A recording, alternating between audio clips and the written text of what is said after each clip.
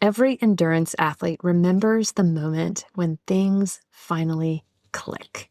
Your swim feels smoother, your pacing makes sense, your fueling works, and suddenly the sport feels not only easier, but more fun. And for many athletes, that moment happens at training camp. That's exactly why we created the Endurance Edge Triathlon Training Camp, happening April 22nd through 26th at Lake Jocassee in South Carolina.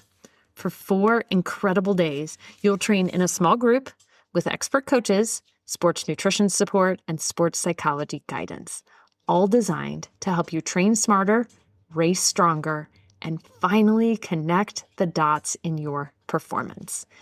We swim in crystal clear mountain water, ride beautiful and challenging roads, run scenic trails, and spend the rest of the time recovering, learning, laughing, and eating some seriously amazing chef-prepared food. Camp is intentionally small, just 20 athletes, so you get real coaching, true connection, and amazing breakthroughs. So if you want an experience that can transform your entire season, we invite you to join us. Head to theenduranceedge.com and click Training Camp and reserve your spot with just a $100 deposit. Come train hard, learn a ton, and leave stronger than you ever imagined. I'll see you there. Hey, y'all, and welcome back to the Find Your Edge podcast. I am your host, Coach Chris Newport, and this is a long overdue podcast. This is all about my experience at the XTERRA World Championship in Italy in September of 2025, and I've been putting this off long enough, so finally put together a fun little slideshow of some pictures, even though this is not all of them. There are way more of them, but I at least figured let's get this out to you guys so that you guys can not only learn from my experiences, hear what it was like to race in a world championship and to travel to a world championship, and listen to all the lessons that I learned. And oh boy, were there a lot of them. And then perhaps kind of what's next for me. So if you're watching this on YouTube, like I said, I've got some pictures, but I'll kind of back up a little bit. So I was lucky enough to qualify for the World Championship in September for XTERRA through the USA National Championship, which was in Alabama. Great course, super fun race. Ended up actually placing second in my age group behind a woman from Argentina.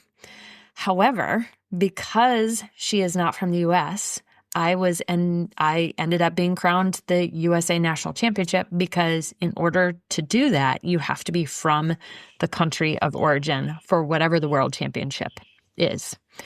So I got this cool jersey and felt really lucky to be able to get a spot to the World Championships. So the Worlds had 3 years in Trentino, Italy, which if you have not been, I highly, highly, highly recommend this area of the world. It is fantastically beautiful. If you are looking at the pictures right now, I mean, the mountains are pristine. It's the Dolomites. I mean, you can't get better scenery than this. It almost looked like AI or like a cartoon or something. It is just wonderfully beautiful. So highly recommend that.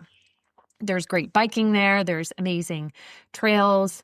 And oh boy, it is quite the challenge. Beautiful water and just a fun place to be in general. And delicious food, might I add, of course. So let's back up a little bit and get into the course, because this was, of course, part of my personal challenge that you will hear about. So I'm showing the swim course first. So it is an Olympic distance race, which means it's going to be as close to the format of what they would be doing at the Olympics. But obviously with XTERRA, it is swim, mountain bike, and trail run rather than swim, road bike, and road run. Typically is how the Olympic distances are done. And with XTERRA, there is not an issue with drafting like there is in USA style racing, but not in ITU style racing or Olympic distance racing, which comes into play because in Italy, they use slightly different rules than I had been used to in the USA. So I will get to that here in a moment, but a little foreshadowing for you. But this is the swim course. So it goes in sort of this like W or M shape, depending on how you want to look at it. And they call it an Australian exit. So first and foremost with the swim, and I even have it sitting here because I am a travel nerd. I love to write down what's the weather going to be each day, and that helps me to plan out what I'm going to bring. So I have this written out. We left, I believe, on a Tuesday, and the race was on Saturday. So when I wrote this out right before I packed my clothing, on Saturday, the high was supposed to be 60 degrees. And before we left, the water temperature was about 68, 70 degrees. So I brought my shorty wetsuit. I've been used to racing in that wetsuit for forever. I love that suit, super comfortable in it, gets on and off, super easy. I love it. So anyway, I brought that. More foreshadowing. But anyhow, you can see this Australian exit, this W-shaped course. Come race day, the temperature had dropped quite significantly. So this swim course, it kicked my butt. And I've never had that experience ever in the 25 plus years that I've been doing triathlon until this time. I had my first panic attack in the water. All of you new people who have been in the open water and like, oh my gosh, this is really crazy. I had my first experience of that. So I can relate to how you feel because the water temperature dropped drastically just in those couple of days because they had really, really terrible weather. It was super overcast. It rained a ton, so the course was disgusting. But let's just say, when I started the race, I was the only one in a shorty wetsuit. The only one. I had foreigners looking at me and whispering about like, that lady has lost her mind. So I definitely underpacked. I didn't bring my sleeves. I don't necessarily think I needed a different cap, but I probably should have brought it. Honestly, I needed a full wetsuit. I needed sleeves and the whole 9 yards. I didn't have it. That contributed to me not being able to warm up. So I didn't warm up prior to the race, which I always warm up if I can in the water. And I wasn't able to do that because I knew that I was going to get too cold just standing around because the air temperature was in the low to mid 40s Fahrenheit and it was overcast. And I was just basically relying on some push-ups and squats and to get me warm. But as soon as the gun went off and I hit that water, my panic button went off and I was not able to actually get my face in the water for probably to at least 200 meters. Once I got my face in the water, once I got moving, it was very cold, but I was feeling really good. But then when you exit and have to jump back in, that made me cold again. And I made the mistake of jumping in with my legs straight instead of more like a lifeguard style or diving in, which I hadn't practiced. That's on me. And yeah, that slowed me down too. And while I found a rhythm at the end, I could never really get warm. So I was cold kind of like from the get-go. So anyway, that was an interesting experience with the Australian exit. So would I have done things differently? Absolutely would have had way more of a wetsuit on. I would have practiced those Australian exits a little bit more prior to actual race day. All right. So next up, the bike course. I wanted to highlight this section. It is a 32K bike course, and it's split into two 16K loops. So it's roughly about 20 miles for all you folks who like the conversion. And climbing was more than 1,100 meters across the entire course, which is multiply that by at least 3 in terms of feet. This particular section of the course, you have the first 2K, super flat, and then you hit this climb. And I was lucky enough to be able to come and practice do the race course on Thursday. So I was able to get a feel for what it looked like. It was very muddy on Thursday, but it wasn't nearly to the degree that it was on race day.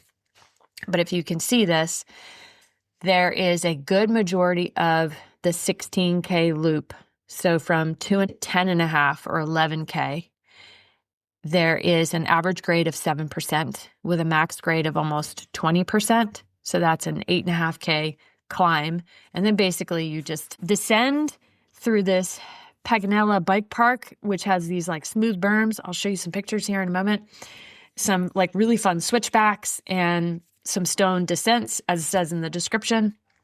And then you wind through the city of Moveno, which is bananas, down some stairs, and it's a really cool experience. So anyway, I show you this section because in my head, it was two 16K loops with a total, and I was thinking of the total elevation gain across one loop, not across this section. So I would have changed my training to do more strength and power for shorter distances rather than being able to do, in essence, sort of half of what the expected distance was. So again, on me for not truly absorbing what the bike course was going to look like. But holy smokes, you guys, this bike course was absolutely beautiful. All right, so on to the run course.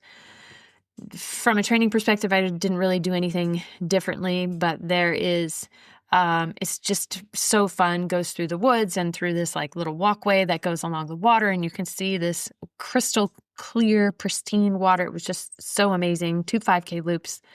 Yes, there was some climbing there, and you can see this little section right at about 1.5K where you're cruising along at a transition, and then you literally like climb straight up. I think the average climb for that 800 meters section or so is like 23%, 28%, something like that. I mean, basically you're hiking up a hill. It's big, but fun. All right, so this is transition, and oh boy, do I have some stories about this. So you can see me coming in on race day for transition. You can see the little black boxes. So everybody got a black box. That sounds like something that comes on an airplane. It's not. It's just a container. So this is what's different between USA Triathlon and this ITU style of racing, is that in that box, you have to put everything that you discard into that box as you use it. And I did not do that because I did not pay attention enough to the directions or the instructions. So you guys, I literally did like everything wrong. Not everything, but oh boy, a lot. So you can see that all the boxes are turned upside down and they have a puddle of water on them because it rained so much the day before. I mean, just poured all day, well into the night. Everything was so wet. So in order for everything to not pool up in those boxes, in those little transition boxes, they put them upside down. And then as we got there, we could turn everything back upright and set out what we needed to set out. All right. And another fun rule is you can notice when I'm going into transition, I do not have my helmet on. And then once I make it into transition, I do have my helmet on. So even though I was not physically riding my bike, they require you to put your helmet on to walk your bike into transition. So whatever, I will follow those rules. No problem. But what I didn't do right coming out of the water is that I discarded my wetsuit, as I have many, many times over all the years that I've raced in the US, onto the ground. And that earned me a penalty. So lucky me, and I'll talk about that later on in the run course, but that earned me an opportunity to hang out with a race official on the run course, with which I had to stop and hang out in the penalty box because I did not follow directions. So how about that? So anyway, this next slide just shows how pristinely beautiful this place is. Again, Lake Moveno, you guys need to go. It is fantastically beautiful. It looks like not real. It's just amazing. So prior to the race, some of these get into professional photos. Some of these get into the photos that my husband was taking with me. You can see on the left, that shows the Australian exit. There's a dock that goes out, and they had lined it with blue carpet. So that's where the athletes would run out of the water and then get on the dock, run over the dock, and then dive or jump back into the water and continue going on from there. You can see their firefighters and their medics off to the side. They're all in their red get-ups, and you can see what, generally speaking, most humans are wearing because it's in the 40s. So some winter hats, some winter coats. And in fact, when we had gotten there, we did not have the appropriate attire, as I was mentioning, because it looked like and I'm looking at the weather, 65 degrees on Wednesday, 63 degrees on Thursday, 56. No, it was not that at all. The temperature dropped quite drastically, and we actually had to go buy hats, like a winter hat.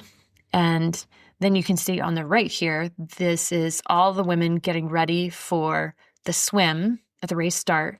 And of course, they're all smiling beautifully. Why wouldn't they smile beautifully? In fact, I think that's me right there on the right. The only one with bare skin showing. And this woman next to me, she's got her long sleeve suit on. She's got a neoprene cap under her hat. And me, not so much. I'm in my shorty, freezing my little patushy off. So as I was getting out, this next set of slides like I said, I got in the water, had a panic attack, could not catch my breath, couldn't put my face in the water, just sort of, doing this ridiculous breaststroke, doggy paddle kind of thing, just trying to calm myself down. Once I did finally get into a rhythm, felt great, and then had to get out. And putting my hands on my head, that probably is an indicator that I was fixing my cap. But that was this is going to be the way this race goes. As I got out, I just got cold because it was cold. And then getting back into transition, I had practiced transitions. I was going to be all ready to put my shoes on and then buckle them more specifically once I got on the bike. I was going to put my gloves on my bike and then put them on later on in the race. One ended up falling on the ground. And of course you can see it in my hand there. And then I was like, I've got to put my gloves on. Otherwise I will be sliding all over the place. So, and then of course I did put my jacket on. That was a definite win on my part. I was thinking that as I was climbing up that god-awful long stretch of hill, thinking, oh my gosh, I'm so glad that I have my coat on.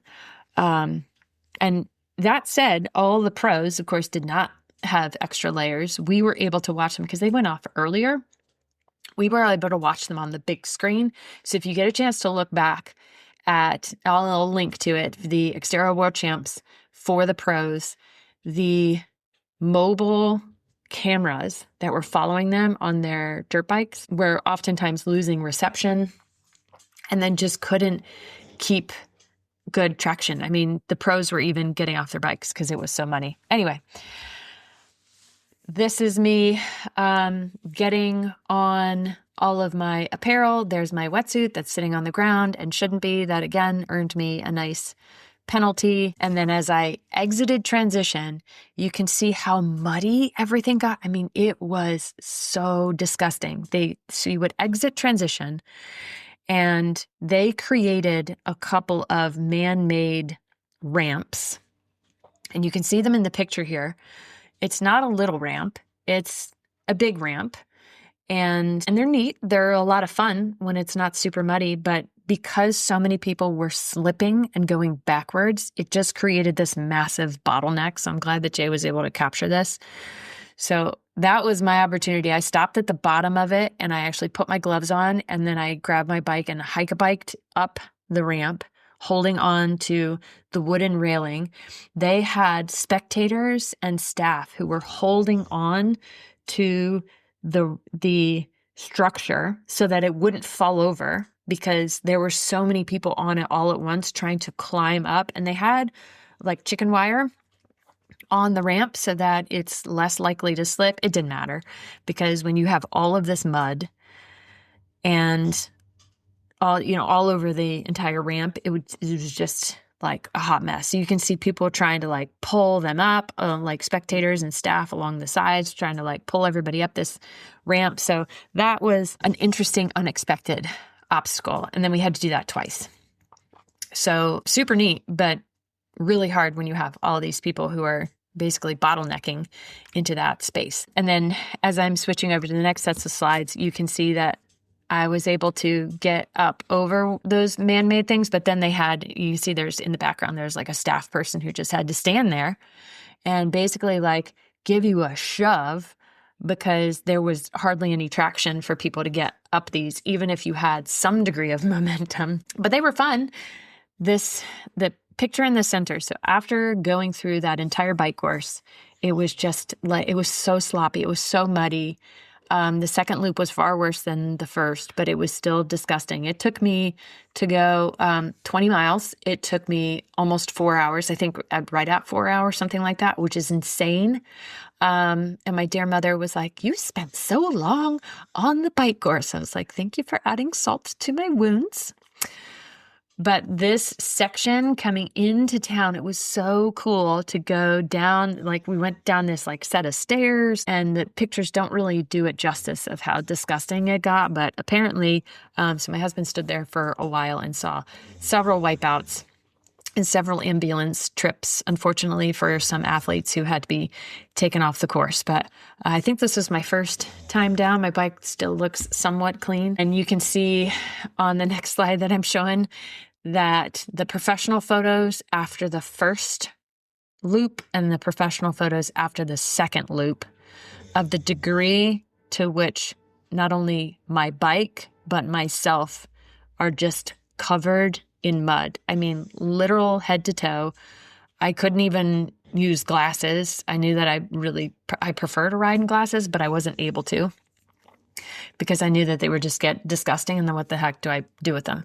There were people dropping chains left, right, and center, especially going after like very muddy descents, that people would either, maybe they would ride them, maybe they would hike them down, and then they would just drop their chain. So luckily I only dropped my chain once, and that was pretty much the only technical issue that I had. But I mean, it was just pushing your bike, not only with you and your bike, but also all this added mud. It was just so much mud that I can't even give you enough appreciation of how disgusting it was. The only thing that we got away with is that it wasn't currently raining when we were racing. Thank goodness.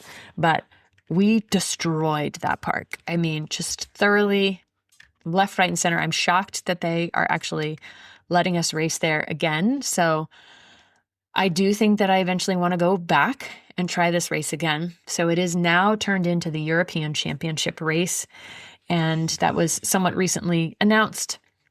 And that's going to be the case for the next couple of years. And this time it's in June. So I think that will be a much better opportunity to have a potential for a nicer race and to be able to try this race again.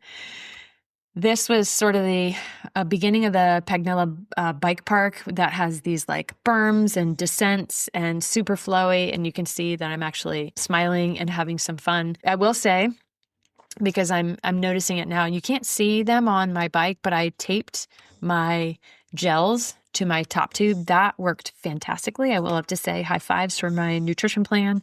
That went beautifully. I had taped my carbs fuel to the top tube of my bike and just ripped them off anytime that I was in that slower climbing section. And one of them I ripped a little bit too aggressively, and it leaked a little bit and it dripped down my leg. So you can see that in the picture on my left knee, and it looks pretty disgusting. It almost looks like blood, but it's not. That's sugar. So anyway, high fives for the nutrition plan. Same thing you can see left and right on this set of slides is the first round of going down this bike descent, like wooden railing. And then the second time down, you can see how much more destroyed the trails got and how much more muddy and just how thoroughly disgusting all of us ended up being. And then I got to the run, and oh my goodness, I was so glad to be done with that bike. And listen, I love riding my bike. I love riding it so much, but I was just so done with that course. And a big lesson that I learned, it was very deflating. It was very deflating to be on that course, to know that I did it on Thursday. And there was maybe, I don't know, one or two sections that I had to get off. One to climb. There's a section that's like 19 to 20% grade, and I kick myself for not changing out my cassette. I actually had a friend of mine who suggested that to me, and I did not. I started hunting for them when I got there after doing the course and thought I need a different cassette. Wasn't able to find one in time, so I would do that differently. I did, however, change my rear tire to something a little bit knobbier. Glad that I had done that, but it was very deflating. It was very hard, especially having worked so much on addressing my fear of mountain biking and in particular of descents. I love descending on the run, especially on trails. And I have an opportunity for improvement on descents on the bike, but I've come a long way. I mean, I remember I used to stand at the top of a descent and just be like, oh my gosh, how would I do that? So overthinking things, not relaxing, it's not good. That's not how you can operate if you're trying to ride a mountain bike. Everything has to be in flow.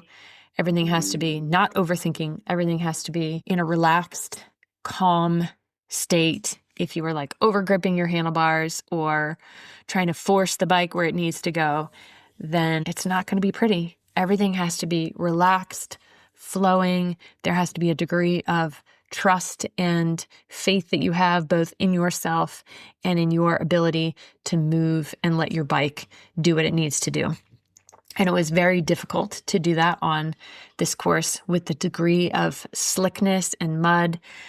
When you would take a line you otherwise would when it was drier or not quite as wet, but then you just don't have a guarantee that your back wheel is not going to spin out or your front wheel is not going to spin out, or just do something very quickly that there is zero expectation of happening. So I was very glad to get off the bike. And that's when I had a official come up to me and say, I think she just happened to be standing there. And when I was done, I just probably looked so shell-shocked. And in fact, she looked at me, she was like, are you going to run with your helmet? And I said, no. So I finally took my helmet on and the helmet off. And then she said, are you going to run with your jacket? And I said, yes. And then she was like, okay, like go run. It was almost like, talking to a novice, like, what are you waiting on? So I grabbed my race number belt, headed out, and man, the freedom that I felt getting onto that run, I was just so glad to be out there and like feeling like I was going fast. And because you do have that short section. Anyhow, you will also appreciate, here's another boo-boo that I made. I used to use race or like shoelaces that are the elastic ones that make it easy to get your shoes on and off. And I just got lazy and stopped doing that. And I just generally double knot my shoes, and then I'm just good at getting them on and off my feet. I did not double knot my shoe. So sure enough, my shoe came untied. So there I was standing in the middle of, after like feeling really good and a nice cadence, having to stop and tie my shoe. So there was yet another mistake that I made. But as you can see, I'm actually smiling. I started to have fun. They had another man-made obstacle on the run, another ramp that you had to go up, and they had these little wooden pieces that you can kind of climb up. So that was definitely challenging and disgusting and muddy. And then prior to finishing, again, going around the loop on the run, they had encouraged us, make sure that you look for your number. And for some reason, I was like, oh my gosh, I see my number on the penalty, and stopped. And let me just tell you, follow the directions of an Italian woman holding a stopwatch. She was very serious. And so I had to stop on the run and hang out with her. And she told me that I had a transition violation. And so then I waited there for 15 seconds and she released me, which ended up working out well because I was able to take my jacket off and wrap it around my waist going into the second loop. So that is when I finally got warm, was going into the second 5K of the race. And I usually am like happy going across finish lines. I look not happy going across this finish line.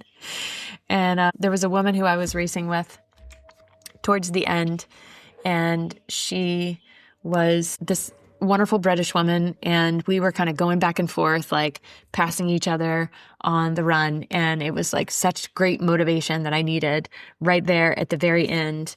And I ended up coming in just ahead of her. And when she came across, we just started like, and you can see her here on the left, we ended up just like making friends, as you do oftentimes in the middle of a race. She was like, do you think we're last in our age group? And I was like, does it really matter? We're finished.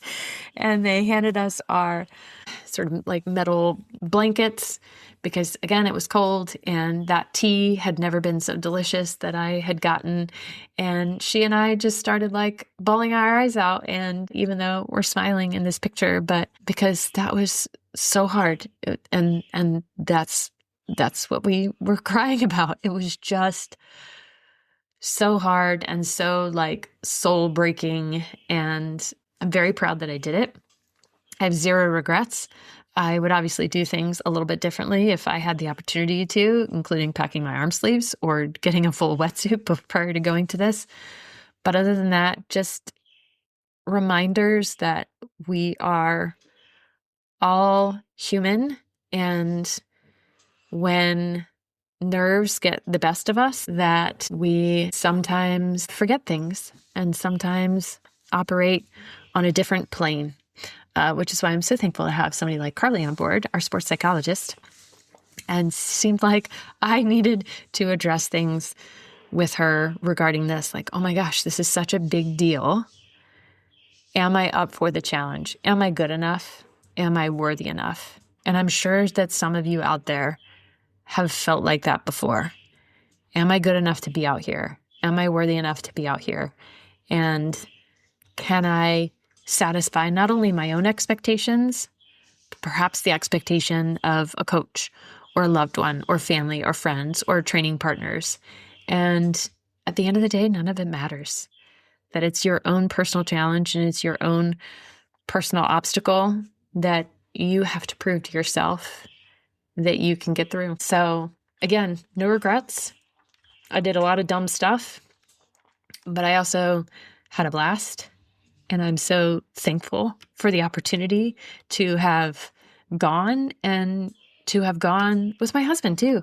And so glad that he was able to take such great pictures too. And you can see post-race, this is me and my bike. It was absolutely disgusting. The line to wash our bikes was so long. And then of course it was cold and he popped my hat on me and we ended up going back to the hotel, which luckily had its own bike washing station because that area is very popular, not only for cycling, but also for skiing. And it had this great like bike area. And you can see me sitting in this, there's sort of like bike garage, if you will, packing my bike up. He instructed me, he said, go up, get cleaned up, and I will wash your bike. So God bless this man. I am so lucky to have him in my life.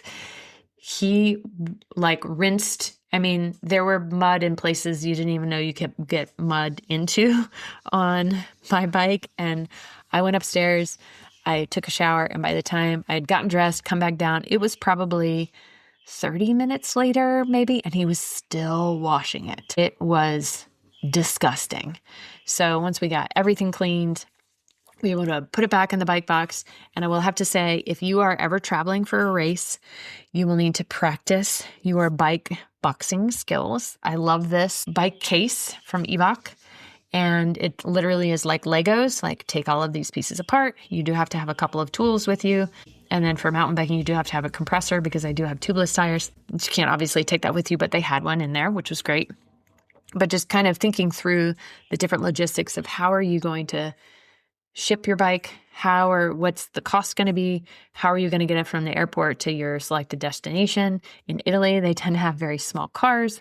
So we had to actually rent a van to be able to get it from point A to point B. So all of these things are different logistical challenges that you'll need to think through. I'm glad that I did what I did. This case was fantastic as a soft side case. And then you can see that post-race, we went to this beautiful Italian cafe and had the most amazing tiramisu that I think I have ever tasted in my life. So anyway, that was the story of XTERRA World Championships. It was a phenomenal race. It was hard. It was fun. It was challenging. It nearly broke me. And in fact, when I got back, I didn't ride my bike for quite a while, maybe 4 to 6 weeks. So, but grateful I did it. And hopefully you guys will be hearing more stories. Thanks for listening to the Find Your Edge podcast. If you like what you heard, don't forget to subscribe on your favorite podcast platform so you never miss an episode. And if you're interested in learning more about our endurance coaching, sports and wellness nutrition, metabolic and sweat testing, triathlon training team, or our triathlon training library, Be sure to check us out at theenduranceedge.com. And don't forget to follow us on social media at The Endurance Edge. Thanks again, and we'll catch you next time.